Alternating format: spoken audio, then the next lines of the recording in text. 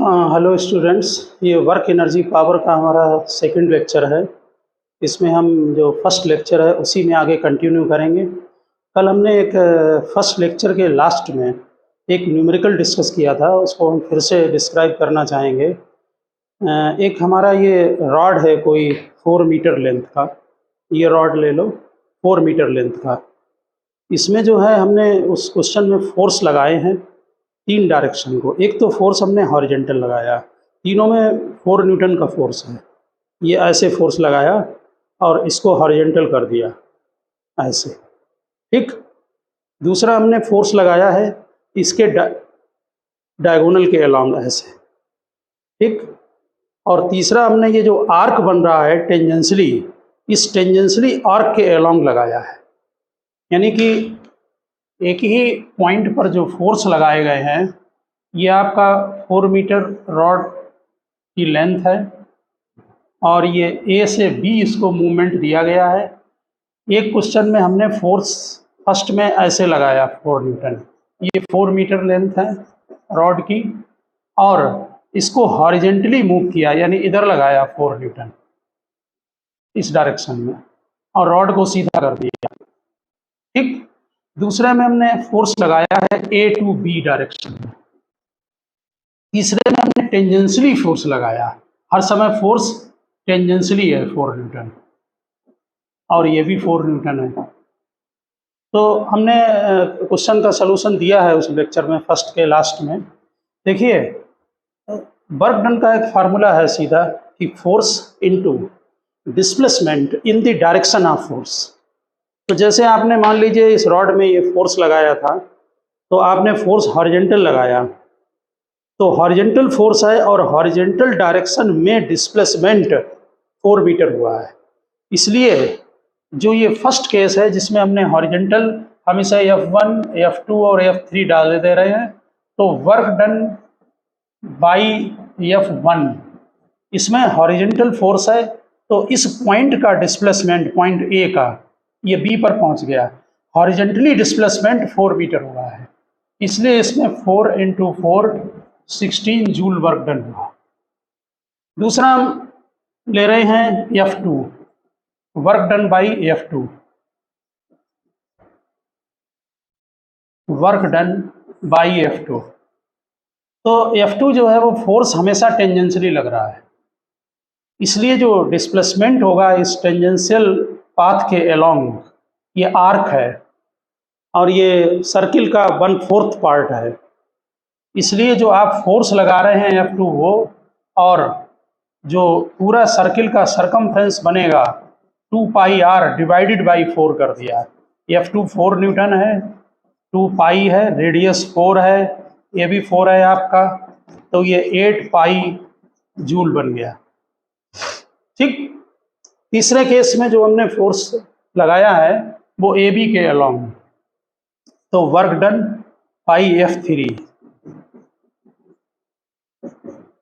इसमें जो डिस्प्लेसमेंट होगा वो 4√2 होगा, तो फोर्स इतना है 4 न्यूटन का, और जो डिस्प्लेसमेंट है वो आपका 4√2 है, तो 16√2 जूल बन गया।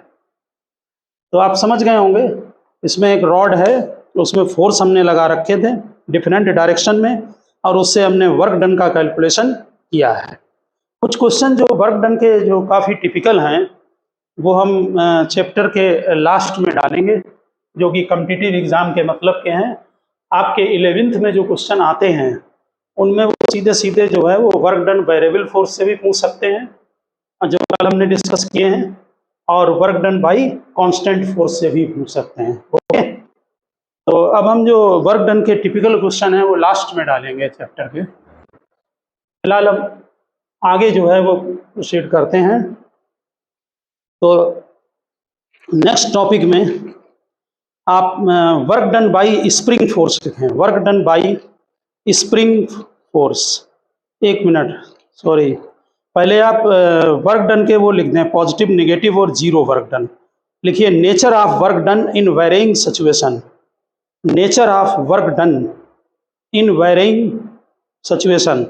नंबर 1 लिखें positive work done, positive work done, देखिए पॉजिटिव, नेगेटिव और जीरो वर्क डन का डिस्कशन करेंगे। ये कोई बॉडी है, इसका मास m है, डाउनवर्ड फोर्स mg लग रहा है।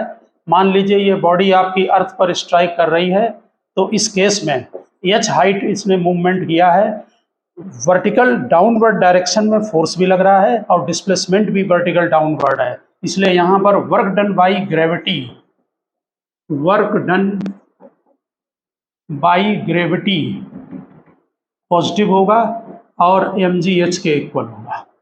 ठीक, एक्सटर्नल ये जो डाउनवर्ड ला रहे हैं ये हम ग्रेविटी से के ड्यू टू है फोर्स के, ऑटोमेटिक ये डाउन आ रहा है, तो ग्रेविटी का जो फोर्स है mg वो डाउनवर्ड लग रहा है, डिस्प्लेसमेंट भी डाउनवर्ड है, इसलिए वर्क डन पॉजिटिव है। सेकंड केस में लिखें, when motion is due to friction, when motion is due to friction then work done by friction is positive, then work done by friction is positive। तो हमने बताया था friction का chapter आपको कराते समय कि जब आप रनिंग करते हैं रोड पर, या जब कोई व्हीकल रोड पर एक्सीलरेट होती है, उस समय फ्रिक्शन का डायरेक्शन फॉरवर्ड होता है और डिस्प्लेसमेंट के डायरेक्शन में होता है, इसलिए वहाँ पर वर्क डन पॉजिटिव होगा। और ध्यान रहे कि सभी पॉजिटिव केस में जो वर्क डन होगा वो आपका जो एंगल है वो 90 से कम होगा, क्योंकि सेकंड क्वाड्रेंट में आपका जो वर्क डन है वो नेगेटिव हो जाएगा, यानी कि थीटा जो है वो 0 less than equal to cos 0 में 1 हो जाएगा और लेस देन 90 होगा। इस केस में वर्क डन पॉजिटिव होगा। जब थीटा 0 है तो 1 हो जाएगा वैल्यू cos 0 की। अब नेक्स्ट पॉइंट और एक नोट कर दें इसमें, when a gas filled in a cylinder, when a gas filled in a cylinder fitted with movable piston, when a gas filled in a cylinder fitted with movable piston is allowed to expand, work done by gas is positive, क्योंकि गैस का pressure जिस direction में पड़ेगा उसी direction में displacement है, इसलिए work done by gas is positive. अब आप लिखें नेगेटिव वर्क डन। जो नेगेटिव वर्क डन होगा नेचुरल है कि उसमें थीटा जो है वो ग्रेटर देन 90 होगा। ठीक, सेकंड पॉइंट में नेगेटिव वर्क डन। तो एक तो इसी केस में आप देख लें कि आप किसी भी स्फेरिकल बॉडी हो या कोई भी बॉडी इसको ऊपर ले जा रहे हैं mg फोर्स लगाकर, तो ग्रेविटी आप अपवर्ड फोर्स लगा रहे हैं F एक्सटर्नल, ठीक है, वो आपका mg है, मूवमेंट अपवर्ड है कांस्टेंट वेलोसिटी से, एक्सीलरेट नहीं है, ठीक, कांस्टेंट वेलोसिटी से। ग्रेविटी फोर्स डाउनवर्ड लगेगा, तो ग्रेविटी फोर्स डाउनवर्ड है, डिस्प्लेसमेंट अपवर्ड है, इसलिए वर्क डन बाई ग्रेविटी यहाँ पर नेगेटिव होगा। Work done by gravity negative आएगा, क्योंकि ग्रेविटी फोर्स डाउनवर्ड लगेगा और डिस्प्लेसमेंट अपवर्ड। एक्सटर्नल फोर्स से जो वर्क डन है वो पॉजिटिव इसमें होगा, क्योंकि एक्सटर्नल आप अपवर्ड लगा रहे हैं। अगर कांस्टेंट वेलोसिटी से मूव करा रहे हैं तो इक्वल और अपोजिट फोर्स आपको लगाना पड़ेगा, और ये नेगेटिव में कितना होगा, -mgh, h हाइट है और mg आपका फोर्स लग रहा है, तो आप नेगेटिव वर्क डन समझ गए होंगे। सेकेंड पॉइंट लिखें, when a body is moved over a rough horizontal surface, motion is opposed by friction, motion is opposed by friction, hence work done by friction is negative, hence work done by friction is negative। तो friction in general में तो oppose ही करता है। अगर आप किसी body को surface पर मूवमेंट देकर उसे फ्री छोड़ दें तो धीरे धीरे उसकी वेलोसिटी डाउन हो जाएगी, ठीक, तो फ्रिक्शन से जो वर्क डन है वो नेगेटिव होगा। जैसे ये आप ब्लॉक को वेलोसिटी v दे दी, ठीक, नेचुरल हमने v1 मान लिया, डिस्प्लेसमेंट मान लीजिए s हुआ, जब ब्लॉक यहाँ आया तो velocity v2, friction force backward लगेगा, नेचुरल है कि जो V2 है आपका वो लेस देन V1 होगा। डिस्प्लेसमेंट फॉरवर्ड है तो work done by friction minus ये काइनेटिक फ्रिक्शन लगेगा, यहाँ पर फ्रिक्शन फोर्स होगा म्यू के mg, जो कि आप फ्रिक्शन में ऑलरेडी स्टडी कर चुके हैं। ये फोर्स हो गया और डिस्प्लेसमेंट s हो गया, ओवरऑल वर्क डन नेगेटिव। समझ में आ गया होगा बात। तो फ्रिक्शन से वर्क डन नेगेटिव होगा इन जनरल। अगर फ्रिक्शन मोशन का कॉज है तो फिर नहीं नेगेटिव होता, जो कि हमने पॉजिटिव में आपको लिखाया है। और थर्ड केस लिखें, zero work done. Work done जो जीरो है वो थीटा 90 पर होगा। एक तो सेंट्रीपिटल फोर्स बहुत अच्छा एग्जाम्पल है सर्कुलर मोशन में, उसमें आपका जो वर्क डन है वो जीरो होता है। आपने छोटे क्लासों में पढ़ा होगा कि आप किसी वेट को लेकर अगर हॉरिजेंटल प्लेटफॉर्म पर मूव करते हैं तो work done by gravity zero होगा, क्योंकि ग्रेविटी डाउनवर्ड लगती है, आपका डिस्प्लेसमेंट हॉरिजेंटल है, थीटा 90 है, तो वर्क डन जीरो। इसमें जो थीटा होगा वो आपका 90 होगा। ठीक है ना। तो पहला केस, सर्कुलर मोशन में सेंट्रीपिटल जो फोर्स होता है वो सेंटर की तरफ एक्ट करेगा और वेलोसिटी 90 पर होती है, डिस्प्लेसमेंट टेंजेंशियली होगा, इसलिए work done by centripetal force zero होगा। पूरा लिखना sentence, work done by centripetal force in circular motion is zero. Work done by centripetal force in circular motion is zero. फिर लिखें work done by tension in a string of simple pendulum। work done by tension in a string of simple pendulum। Simple pendulum में जब आप oscillate कराएंगे तो जो tension force है वो ये लगेगा और जो डिस्प्लेसमेंट है वो इस डायरेक्शन में है, ये हमेशा 90 डिग्री पर, इसलिए work done by tension, work done by tension zero. और पुली का एग्जाम्पल हमने आपको दे दिया कि अगर आप हॉरिजेंटल प्लेटफॉर्म पर मूव करते हैं तो work done by gravity zero होगा। ठीक।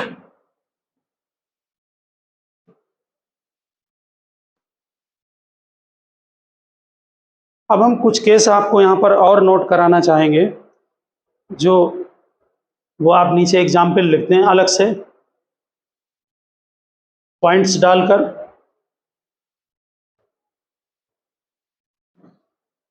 देखिए अभी तक जो हमने एग्जाम्पल लिए हैं, जैसे किसी बॉडी को आप अपवर्ड मूव कराते हैं और उसमें आप mg फोर्स लगाते हैं, जैसे ये कोई बॉडी है, आपने यहाँ पर F एक्सटर्नल लगाया mg और डाउनवर्ड भी mg लगेगा, इसका मास m है, तो ये कांस्टेंट वेलोसिटी से मूव करेगा। ठीक।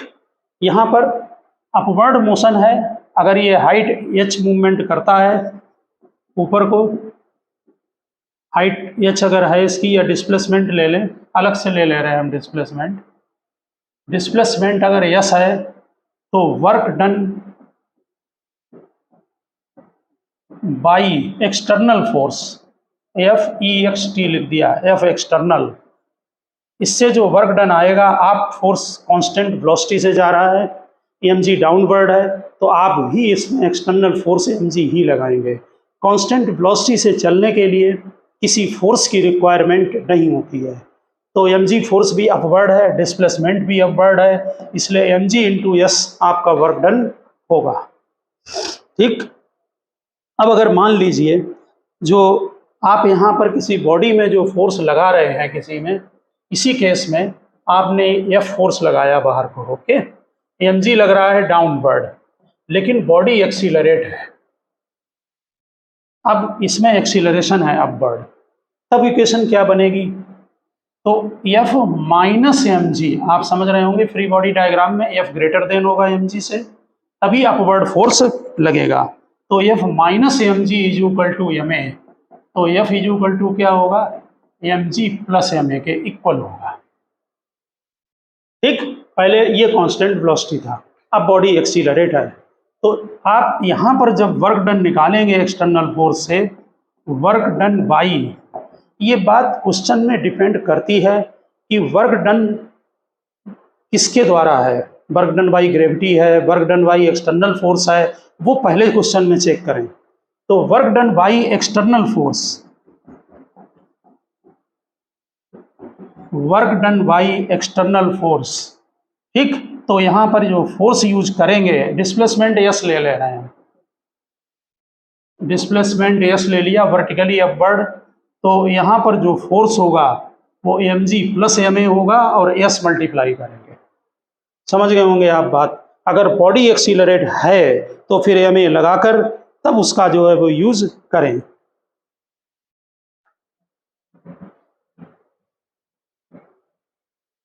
ठीक इसी तरह से हर जगह चेक कर लेना, अगर बॉडी एक्सीलरेटेड है तो जैसे हॉरिजॉन्टल कोई सरफेस है, हॉरिजॉन्टल सरफेस में आप किसी बॉडी को मूवमेंट दे रहे हैं, देखिए ये हॉरिजॉन्टल सरफेस है और इसमें बॉडी इस तरफ एक्सीलरेट है, फ्रिक्शन किधर लगेगा, बैकवर्ड, ठीक।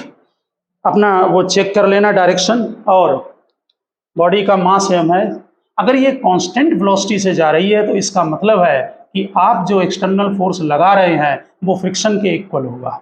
लेकिन अगर बॉडी एक्सीलरेट है तो इसकी इक्वेशन ये बनेगी, F minus friction is equal to ma, ठीक। और फ्रिक्शन की वैल्यू आपको मालूम है, जब मोशन में होगा तो क्या होगी, म्यू के और नॉर्मल mg के इक्वल है यहाँ पर। तो यहाँ पर जो F एक्सटर्नल आ रहा है वो फ्रिक्शन प्लस ma आ रहा है। अब जब इसमें आप वर्क डन लगाएंगे तो ये फोर्स ले ले और डिस्प्लेसमेंट ले ले। आ गई होगी बात समझ में। अगर बॉडी एक्सीलरेट है तो फिर उस हिसाब से देखना, अगर बॉडी कांस्टेंट वेलोसिटी से जा रही है तो उसका अलग मैटर होगा।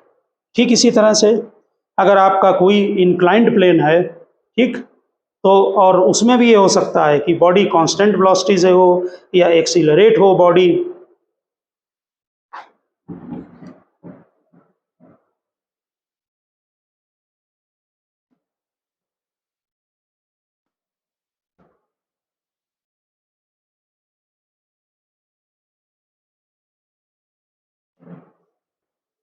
नेक्स्ट इंक्लाइंड प्लेन बनाएं। एक इंक्लाइंड प्लेन पर हम दिखा रहे हैं आपको फोर्स को। देखिए ये इंक्लाइंड प्लेन में ये थीटा एंगल है, एक एक पॉइंट चेक करें। ये मास mg, मास m, डाउनवर्ड mg लगेगा।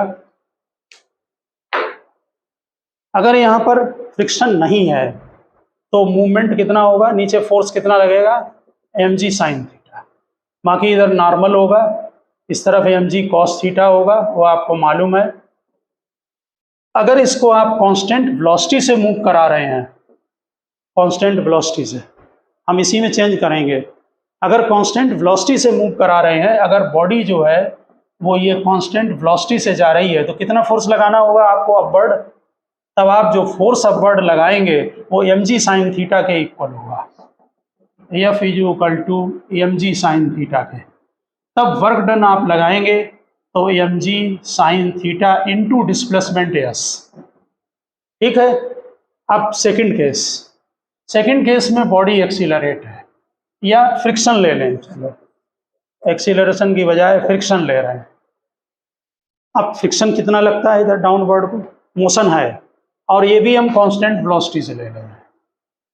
तो अब फोर्स आप जो एक्सटर्नल फोर्स लगाएंगे वो इसमें पहले वाले केस में तो केवल क्या था, फोर्स नीचे mg sine theta. Second case में जो आप फोर्स यहाँ पर लगाएंगे वो दोनों को अपोज करेगा। कौन कौन, एक तो mg साइन थीटा, फ्रिक्शन किसके इक्वल होगा, म्यू के mg कॉस थीटा, म्यू के एन होगा नॉर्मल mg कॉस थीटा के इक्वल। तो अब जो एक्सटर्नल फोर्स हमारा होगा वो mg sine theta plus mu के mg कॉस थीटा के बराबर होगा। और जब वर्क डन निकालेंगे तो फोर्स इनटू डिस्प्लेसमेंट। आ गया होगा बात समझ में ठीक से। और अगर ये भी कांस्टेंट वेलोसिटी से अगर एक्सीलरेट करा दिया तो फिर net force is equal to ma, फिर वहां से फोर्स निकाल कर और फिर वर्क डन के फार्मूले में पुटअप करें। तो समझ गए होंगे, अगर बॉडी कांस्टेंट वेलोसिटी से है या बॉडी एक्सीलरेट है तो इन कंडीशन में आप कैसे यूज करेंगे वर्क डन का।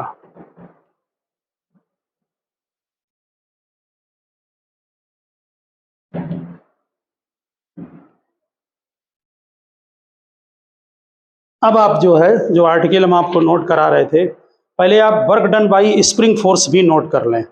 देखिए work done by spring force, यही फार्मूला बाद में जो है वो पोटेंशियल एनर्जी का जो डेरिवेशन है इसका, क्योंकि जो स्प्रिंग में जो वर्क डन होता है वो उसमें as a potential energy stored हो जाता है। तो यहाँ पर हम शॉर्ट में फार्मूला करेंगे, पोटेंशियल एनर्जी में फिर इसको डिटेल में सीख लेना। जैसे मान लीजिए ये स्प्रिंग आपकी से एक मास अटैच है, मास m है, ये वॉल है, इसमें सरफेस पर ये फिक्स है, फ्रिक्शनलेस सरफेस है, ठीक। तो ये नेचुरल लेंथ है आपकी, नेचुरल लेंथ यहाँ तक। अब आपने क्या किया, इसको एक्सटेंशन कर दिया, ब्लॉक को यहाँ ले आए, तो आपको यहाँ एक्सटर्नल फोर्स लगाना पड़ेगा एक्सटेंशन के लिए। इधर को आपने फोर्स लगाया, ये एक्सटर्नल फोर्स है, स्प्रिंग फोर्स अंदर क्रिएट होगा। हमने न्यूटन्स लॉ में स्प्रिंग फोर्स आपको पढ़ाया है। जो स्प्रिंग फोर्स है वो किधर लगेगा, लेफ्ट को लगेगा, क्योंकि आप राइट को डिस्प्लेसमेंट कर रहे हैं। मान लीजिए आपने डिस्प्लेसमेंट x कर दिया, ठीक, और स्प्रिंग फोर्स किधर है, लेफ्ट को, फोर्स आप किधर लगा रहे हैं, राइट को। तो स्प्रिंग फोर्स का फार्मूला -kx है। ये माइनस इसलिए है कि आपका एक्सटर्नल फोर्स राइट को है और स्प्रिंग का फोर्स लेफ्ट को है, केवल इसीलिए। ओके, अब आप वर्क डन बाई अगर स्प्रिंग फोर्स निकालते हैं तो पहली बात तो ये वेरिएबल केस है, क्योंकि इसमें x आ गया है और x वेरिएबल है, यानी कि फोर्स वेरिएबल है, ठीक। तो वेरिएबल फोर्स में आपको पहले स्मॉल पार्ट का डिस्प्लेसमेंट मूव कराकर, डिस्प्लेसमेंट देकर फिर वर्क डन निकालना पड़ेगा, ठीक। तो डायग्राम बनाकर नीचे लिखें, देखिए नीचे, work done by spring force, work done by spring force to move a small displacement dx। तो dw इज इक्वल टू होगा f dot dx। Dot product को जब ओपन कर दें तो ध्यान रखना यहाँ फोर्स किधर लगता है, स्प्रिंग का लग रहा है लेफ्ट को, डिस्प्लेसमेंट किधर है, राइट को, तो cos 180। f माइनस में हो गया। अब इसमें f का नेगेटिव साइन मत डालना, नहीं तो वर्क डन पॉजिटिव हो जाएगा। स्प्रिंग फोर्स नेगेटिव है, वो इसीलिए है कि डायरेक्शन इधर था, वो हमने वहाँ cos 180 लिख दिया इसलिए। और वैसे भी अगर वेक्टर को हटा दें तो यहाँ मैग्नीट्यूड रहेगा केवल। तो f की जगह यहाँ पर जब वैल्यू डालेंगे तो kx, overall work done negative आना चाहिए, ठीक है। अब नेट वर्क डन, ये dw आया, नेट वर्क डन, तो इंटीग्रेट कर दें, -kx dx, 0 से x, तो x dx का जो इंटीग्रेशन होगा x का, वो x²/2, तो वर्क डन हो गया ½ kx², ठीक। यही वर्क डन उसमें जो हम करते हैं एक्सटर्नल, वो work done as a potential energy stored हो जाता है। ये नेगेटिव इसलिए आया है कि स्प्रिंग फोर्स लग रहा है लेफ्ट को, डिस्प्लेसमेंट राइट को। अब एक बात ध्यान रखना, आपने जो ये वर्क डन निकाला है ये नेचुरल से एक्सटेंडेड की तरफ है। अगर मान लीजिए आप इस ब्लॉक को छोड़ दें तो स्प्रिंग फोर्स किधर लगेगा, इस तरफ, लेफ्ट को, और डिस्प्लेसमेंट भी लेफ्ट को होगा। तो क्या होगा, एक्सटेंशन से नेचुरल लेंथ, तब work done by spring force positive होगा। तो देखकर वहां देखना कि पॉजिटिव नेगेटिव कब यूज हो रहा है। ध्यान दें, ये एक्सटेंडेड है पोजीशन, अगर यहाँ पर आप इसको फ्री करते हैं तो स्प्रिंग फोर्स इधर लगेगा, ठीक। इसमें बॉडी में जब स्प्रिंग फोर्स इधर लगेगा तो यहाँ पर फोर्स भी होगा लेफ्ट को, डिस्प्लेसमेंट भी लेफ्ट को होगा, तब work done by spring force positive होगा। इसी तरह से अगर कंप्रेस कर दें, इसको दबा दें, यहाँ पर, यहाँ ले आए, तब स्प्रिंग फोर्स किधर लगेगा, तब राइट को, डिस्प्लेसमेंट किधर, लेफ्ट को, तो नेगेटिव वर्क डन। कंप्रेशन से नेचुरल लेंथ पर आए तब स्प्रिंग फोर्स किधर होगा, राइट को, क्योंकि इधर खींचेगा स्प्रिंग फोर्स लगाएगा। डिस्प्लेसमेंट भी कंप्रेशन से नेचुरल तक, डिस्प्लेसमेंट भी राइट को, तब वर्क डन पॉजिटिव होगा। तो स्प्रिंग के केस में वर्क डन को देखकर वर्क करें कि स्प्रिंग फोर्स से जो वर्क डन हो रहा है वो उसमें डिस्प्लेसमेंट और स्प्रिंग फोर्स का डायरेक्शन चेक करके तब वर्क डन निकालें। बहरहाल स्प्रिंग फोर्स से जो वर्क डन का फार्मूला है वो हाफ kx² है, उसे ध्यान रखें, माइनस आप देख कर लगाना। ठीक यही आगे चल के जो पोटेंशियल एनर्जी का डेरिवेशन है उसमें यही वर्क डन उसमें as a potential energy stored हो जाता है। इसलिए स्प्रिंग की जो पोटेंशियल एनर्जी है उसका फार्मूला भी यही है, हाफ kx²। समझ गए होंगे बात आप। तो ये हमने बता दिया आपको work done by spring force. हाँ, एक बात और याद रखना, जो फार्मूला आप मैग्नीट्यूड निकालते हैं F = kx, हमने नेगेटिव नहीं लिया है, केवल मैग्नीट्यूड। तो F वर्सेस x जो ग्राफ प्लॉट करेंगे वो ये आएगा। ये मैग्नीट्यूड है, वेक्टर नहीं लगा रखा हमने यहाँ पर।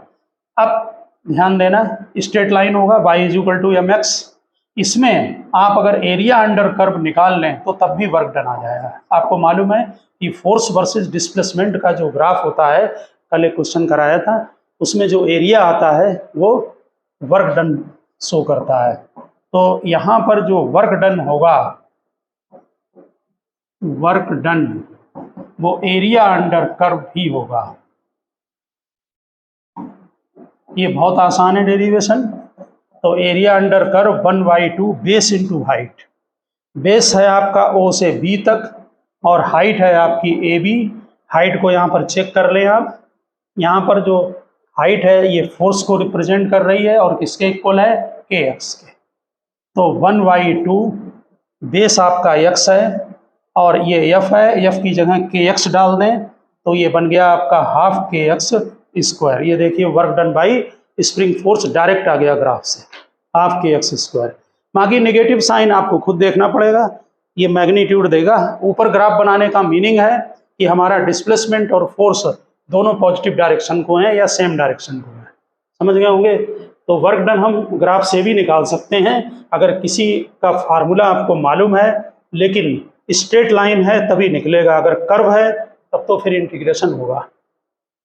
ठीक है, ये वेरिएबल जरूर था लेकिन यहाँ पर जो फोर्स लग रहा है वो स्ट्रेट लाइन को फॉलो कर रहा है। अब आप हेडिंग डालें कंजर्वेटिव फोर्स। देखिए कंजर्वेटिव फोर्स जो है बहुत यूज होता है हमारे चैप्टरों में, आगे इलेक्ट्रिकल में और सब में। कंजर्वेटिव फोर्स हम उनको बोलते हैं कि जिनमें वर्क डन पाथ इंडिपेंडेंट हो, पाथ पर डिपेंड नहीं कर रहा हो। जैसे हम अगर किसी ब्लॉक को, जैसे देखिए ये ब्लॉक है, हम अर्थ का ये सरफेस है नीचे, अगर वहाँ से नहीं दिख रहा, ये देखें यहाँ ये सरफेस है, अगर हम इसको h हाइट पर लाते हैं तो work done by gravity -mgh होगा, क्योंकि mg डाउनवर्ड लग रहा है, डिस्प्लेसमेंट अपवर्ड। या work done by external force ले लो प्लस mgh होगा। अब हम इसको अगर सीधे h हाइट पर लाएं, अगर हम सीधे लाएं तब भी mgh होगा, अगर हम पाथ बदल दें ऐसे लाएं तब भी mgh होगा, इसको इधर से लाएं तब भी mgh, या इसको बहुत लॉन्ग डिस्टेंस पर ले जाकर और आप रिटर्न होके हाइट पर आ जाएं तब भी mgh होगा। इसका मतलब वर्क डन पाथ इंडिपेंडेंट है, किसी भी पाथ से जाएं। किस पर डिपेंड कर रहा है, इनिशियल पोजीशन और फाइनल पोजीशन पर। तो कंजर्वेटिव फोर्स की क्या पहचान है कि वर्क डन पाथ इंडिपेंडेंट होता है, केवल डिपेंड करेगा इनिशियल और फाइनल पोजीशन पर। दूसरा एक और पॉइंट इसमें होता है कि क्लोज लूप में वर्क डन 0 होगा। देखिए आप यहाँ से यहाँ तक आए, कितना किया ग्रेविटी ने वर्क डन, -mgh। अब वापस आ जाओ, तब कितना किया, +mgh। टोटल वर्क डन कितना हुआ, 0।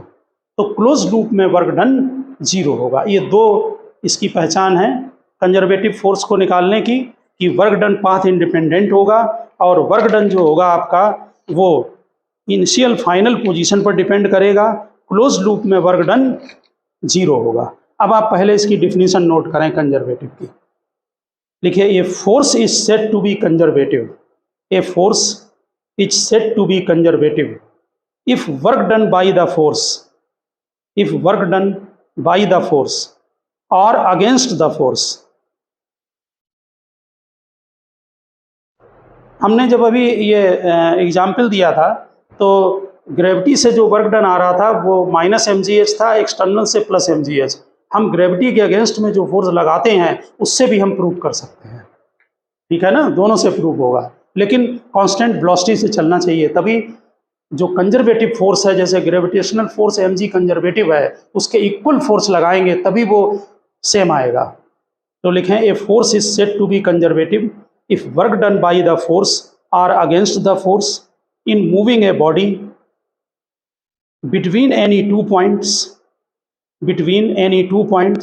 is independent of the path followed, it depends only on the initial and final position of the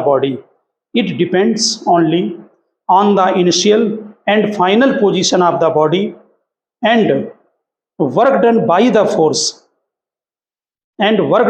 the force in moving a body along a closed path is zero. Work done by the force in moving a body along a closed path is zero.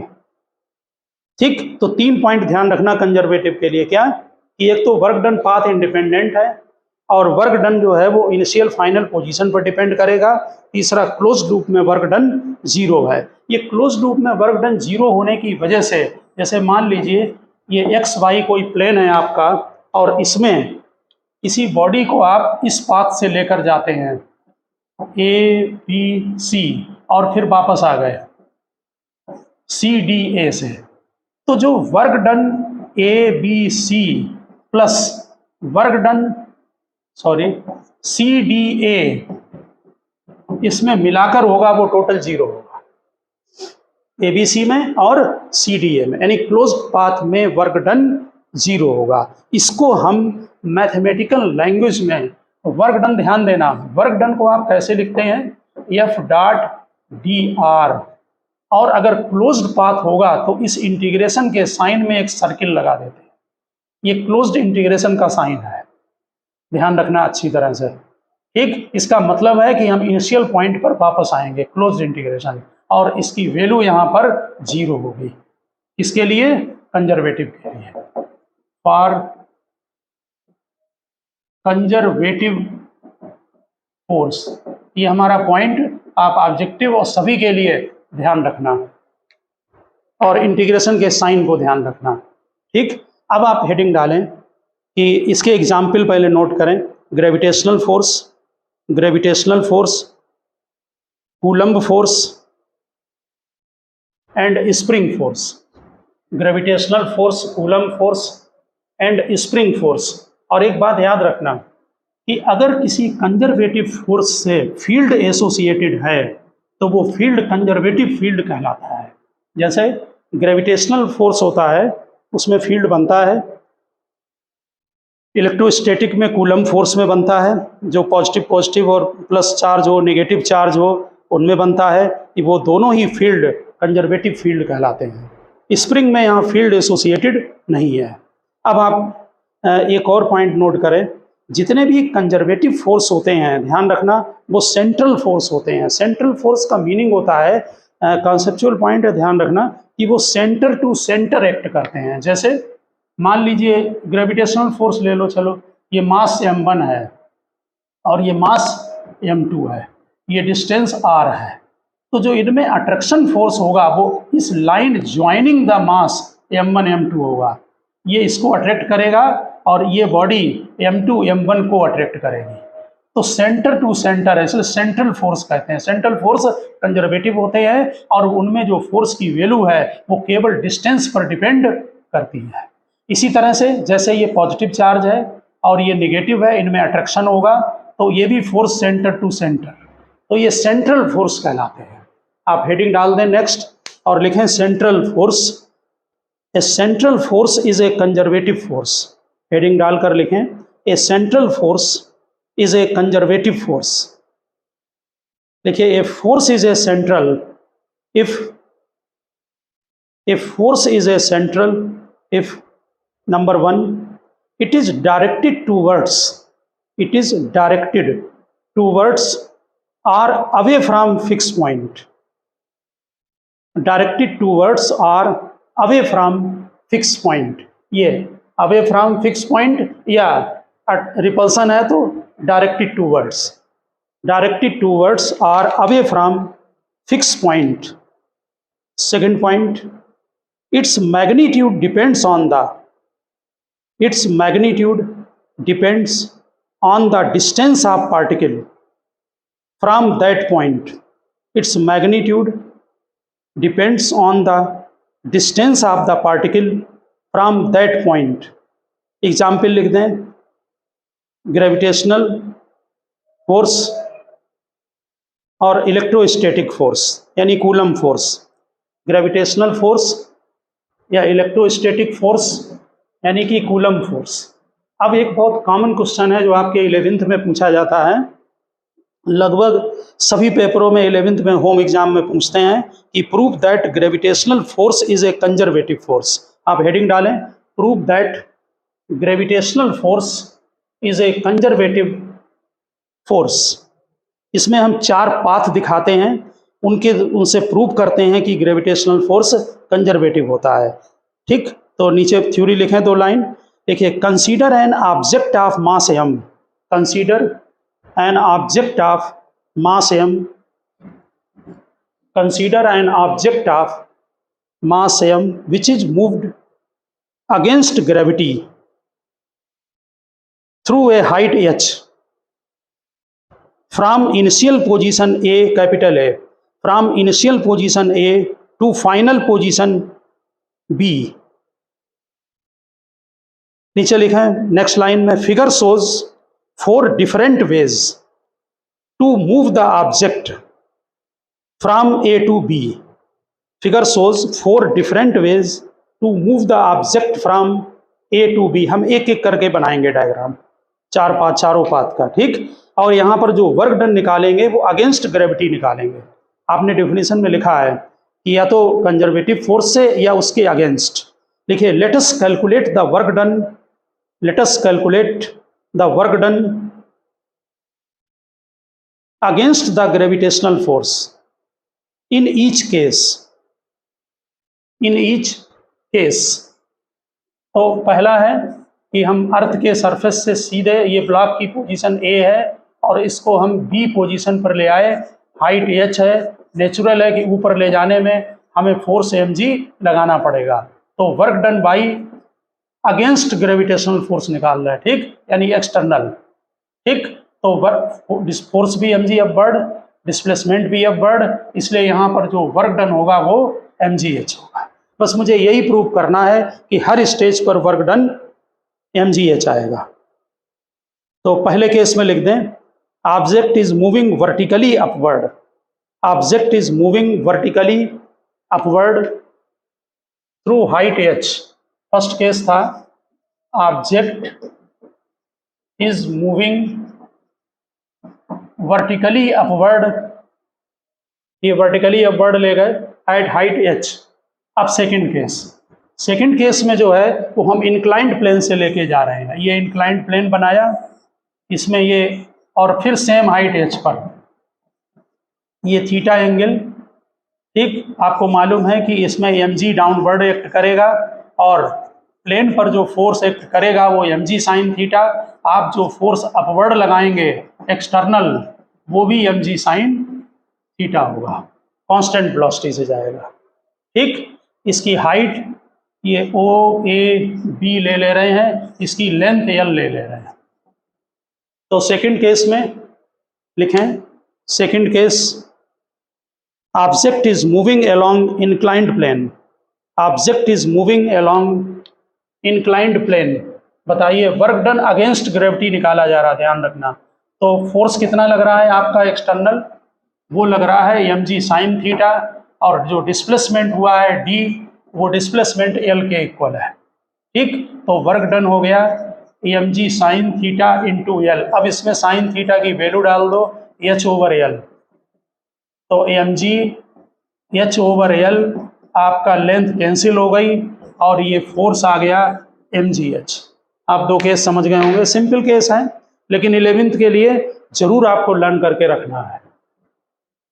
तीसरे case में क्या करते हैं, zigzag path follow कराते हैं, stair case बनाकर, stair बनाकर, और फिर ले लेते हैं, यानी कि जो हमारी हाइट थी उसको डिवाइड कर दिया हॉरिजॉन्टल और वर्टिकल पाथ में।